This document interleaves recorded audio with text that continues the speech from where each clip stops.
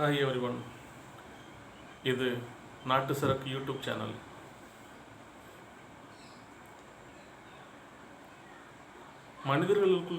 மனிதர்களிடத்தில் இருக்க வேண்டிய மிக உயர்ந்த பண்புகள் பணிவு, தன்னடக்கம். பணிவு என்றால்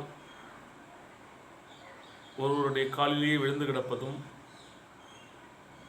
தனக்கு எஜமானர்களாக இருப்பவர்களை கண்டு இடுப்பு நோக வளைந்து குனிந்து வணக்கம் செலுத்துவதும், டயர்களை நக்கி கொண்டு கிடப்பதும், ஹெலிகாப்டரை பார்த்து வணக்கம் செலுத்துவது போன்ற பண்புகள் பணிவு அல்ல, அது அடிமைத்தனம். சுயமரியாதை இல்லாமல் இப்படியெல்லாம் செய்தால்தான் நான் சம்பாதிக்க முடியும், நல்ல நிலையில் இருக்க முடியும், அவர்களுடைய நல்லெண்ணத்தில் இருக்க முடியும் என்று அவர்களை ஒரு மனிதரை திருப்திப்படுத்துவதாக செய்யக்கூடிய அறமற்ற செயல்கள் தான் இவை போன்றவை. இவை நிச்சயமாக பணிவில் அடங்காது. பணிவு என்பது தன்னிடத்தில் பணி செய்யும், தனக்கு கீழே பணி செய்யக்கூடிய நபர்களிடத்தில் அன்பையும் அவர்கள் மீதான அக்கறையும் செலுத்தவே பணிவாக இருக்கிறது.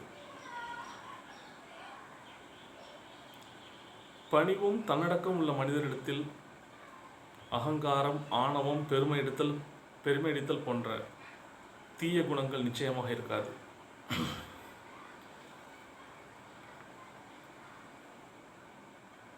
இப்போது இந்த காலகட்டத்தில் எப்படி என்றால், தன்னிடத்தில் பணிபுரியும் சக பணியாளிடம் மிகவும் தன்னடக்கத்தோடும் பணிவோடும் நடந்து கொண்டால்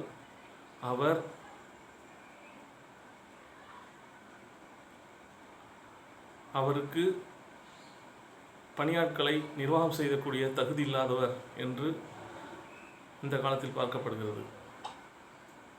எப்படி என்றால், பணியோடு இருப்பதே ஒரு மரியாதையான செயலாக பார்க்கப்படுவதில்லை. மனிதர்களிடத்தில் பணிவும் தன்னடக்கமும் நிச்சயமாக இருக்க வேண்டும். அப்படி இருந்தால் மட்டுமே அவர்கள் உயர்நிலை அடைய முடியும் என்று பல இலக்கியங்களிலும் பல மத நூல்களிலும் குறிப்பிடப்பட்டிருக்கிறது. ஆனால் நடைமுறையில் அப்படி அல்ல. ஒரு உயர் அதிகாரி தனக்கு கீழே பணிபுரிபவர்களிடம் பணிவோடும் அன்போடும் அக்கறையோடும் நடந்து கொண்டிருந்தால் அவர் கையாளாகாதவர், அவர்களுக்கு தன்னுடைய பணியாட்களை நிர்வகிக்க தகுதி இல்லை, அதுபோன்ற எண்ணங்கள் மற்றவர்களிடத்து ஏற்படுகின்றது. இது உண்மையிலேயே துரதிர்ஷ்டவசமான விஷயமாகும். தன்னடக்கம் என்பது எப்படி என்றால், தன்னை பற்றி நான் அப்படியாக்கும் இப்படியாக்கும், என்னிடத்தில் பல கோடிக்கணக்கான சொத்துக்கள் இருக்கின்றது, என்னிடம் அத்தனை கார்கள் இருக்கின்றது, அப்படி என்று தன்னை பற்றி சுயத்தம்பட்டம் அடித்துக் கொள்ளாமல், தன்னிடம் எவ்வளவுதான் சொத்துக்கள் இருந்தாலும் அதை பற்றி வெளியே காண்பித்துக் கொள்ளாமல் பணிவோடும் அமைதியாகவும் நடந்து கொள்வதே தன்னடக்கமாக இருக்கிறது. ஆனால் இந்த காலத்தில் எப்படி இருக்கின்றால், தன்னிடத்தில் இருக்கின்ற சொத்துக்களையும் தான் ஒரு கோடீஸ்வரன் என்பதையும் வெளிக்காட்டி கொண்டால் மட்டுமே மற்றவர்களால் ஒருவர் மதிக்கப்படுகிறார். இந்த உலகமே விளம்பர உலகமாகிவிட்டது. விளம்பரம் செய்யாமல் ஒருவர் மிகவும் எளிமையான வாழ்க்கையை வாழ்ந்தார், யாரும் மதிப்பதே இல்லை. தன்னிடத்தில் ஒன்றுமே இல்லாத மனிதர் தான் ஒரு பெரிய கோடீஸ்வரனைப் போல, தான் பலவிதமான கார்கள் தன்னிடம் இருப்பதைப் போல உலக மக்களிடத்தில் நடித்து கொண்டிருந்தால் அவர்களை இந்த உலகம் போற்றுகிறது. அவர் யார் தெரியுமா? அவர் பெரிய கோடீஸ்வரர், அவர் பயங்கர சொத்துக்காரர் என்று போற்றுகிறது. ஒரு மனிதத்தில் சொத்து சுகங்கள் இருந்தால் அவருக்கு மட்டுமே சாரக்கூடியது. இதெல்லாம் மற்றவர்களுக்கு என்ன பயன்? ஆனால் உலகம் எப்படி நினைக்கிறதுனால், ஒருவர் கோடீஸ்வரர் என்று தன்னை காட்டிக்கொண்டால் அவருக்கு மிகுந்த மதிப்பளிக்கிறது. இன்னொரு மனிதர் உண்மையிலே மிகுந்த கோடீஸ்வரராகவும் சொத்துக்களை கொண்டவராகவும் இருந்தாலும் எளிமையான வாழ்க்கை வாழ்ந்தால் அவரை இந்த உலகம் மதிப்பதே இல்லை. இந்த உலக நடைமுறை இப்படித்தான் இருக்கின்றது. பணிவும் தன்னடக்கமும் வாழ்க்கையில் மிக உயர்ந்த பண்புகளாக இருக்கின்றது. பணிவும் தன்னடக்கமும் கொண்ட மனிதர் நிச்சயமாக வாழ்க்கையில் உயர்ந்த நிலை அடைவார். அவர்கள் மற்றவர்கள் மீது அன்பையும் அவர்கள் மீது அக்கறையும் செலுத்துவதால் அவர்களுடைய நிறுவனங்கள் அவரிடத்தில் பணிபுரியும் பணியாளர்கள் அந்த பணிவான மனிதரிடத்தில் மிகவும் உண்மையாளராக நடந்து கொள்வார்கள். சிலர் ஏமாற்றக்கூடிய நபர்களும் இருக்கின்றார்கள். ஆனால் பெரும்பான்மையான மக்கள் நம்முடைய முதலாளி நம்மிடத்தில் இவ்வளவு அன்பாகவும் அக்கறையாகவும் நடக்கின்றாரே என்று அவர்கள் அந்த முதலாளிக்கு மிகுந்த விசுவாசமாக இருக்கக்கூடிய பணியாட்களை நாம் பார்க்கின்றோம். எனவே எக்காலத்திலும் பணிவையும் தன்னடக்கத்தையும் ஒரு மனிதன் கைக்கொள்ள வேண்டும். அதுவே சிறந்த பண்பாக இருக்கிறது. தன்னடக்கம் கொண்ட மனிதர் தன்னை பற்றி தன்னைத்தானே மற்றவர்களிடம் புகழ்ந்து பேசிக்கொள்ள மாட்டார். அதே நேரத்தில் மற்றவர்கள் அவரை பற்றி புகழ்ந்து பேசினாலும் கூட அவர் அதை கண்டு வெட்கப்படுவார். ஏன் அதெல்லாம் சொல்லிட்டு இருக்கீங்க, சொல்லாதீங்க, அப்படிப்பட்ட ஒரு வார்த்தைகள் தான் அவரிடத்திலிருந்து வரும். எனவே நாம் எப்பொழுதும் பணிவோடும் தன்னடக்கத்தோடும் நடந்து கொள்வோம். அதுவே சிறந்த பண்பாக இருக்கிறது. வீட்டிலே பெற்றோர்கள் கூட தங்களுடைய பிள்ளைகளிடத்தில் அதிகாரத்தை காட்டுகிறார்கள்.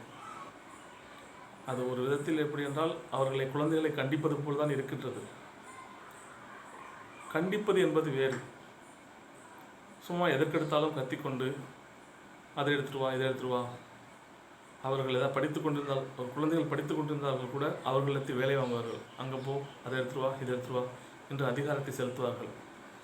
இது நிச்சயமாக அந்த குழந்தைகள் வெறுக்கக்கூடிய பண்பாகவே இருக்கின்றது. இப்படிப்பட்ட பண்புகளை நாம் யாரும் கைக்கொள்ளக்கூடாது. அதே நேரத்தில் இன்னொரு விஷயம் இருக்கிறது. இந்த கால குழந்தைகள் நாம் எவ்வளவுதான் அன்பாக சொல்லி கொடுத்து அப்படி செய் இப்படி செய் என்று நல்ல செயல்களை செய்ய வலியுறுத்தினாலும் அவர்கள் அதை காதில் போட்டுக்கொள்வதில்லை. அதனால் சில நேரங்களில் நாம் குழந்தைகளிடம் சிறிது கண்டிப்பாகத்தான் நடந்து கொள்ள வேண்டியிருக்கிறது. அந்த கண்டிப்பு என்பது அளவுக்கு அதிகமாக மிகவும் அகங்காரம் கொண்டதாக, ஆணவம் கொண்டதாக அவர்களை, அந்த குழந்தைகளை மனம் வருந்தபடியாக இருக்கக்கூடாது. கொஞ்சம் இதை டெய்லி அதையே கத்திக்கிட்டு அதையே பேசிகிட்டு இருந்தாக்கா நல்லா இருக்காது. அதனால் அப்பப்போ கொஞ்சம் அன்பாகவும் சொல்லணும். அன்பாக சொல்லி அவர்கள் கேட்கவில்லை என்றால் கொஞ்சம் அதட்டணும், அவ்வளோதான். அதட்டோடு பாட்டிக்கணும்.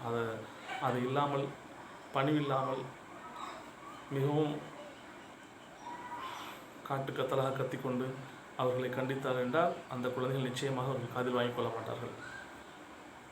அன்பை கொண்டு தான் அவர்களை திருத்த முடியும். அது கொஞ்சம் கஷ்டமான வேலை தான். குழந்தைகள் அன்பு செலுத்தினால் அதை அவர்கள் அட்வான்டேஜ் எடுத்துக்கொள்வார்கள்.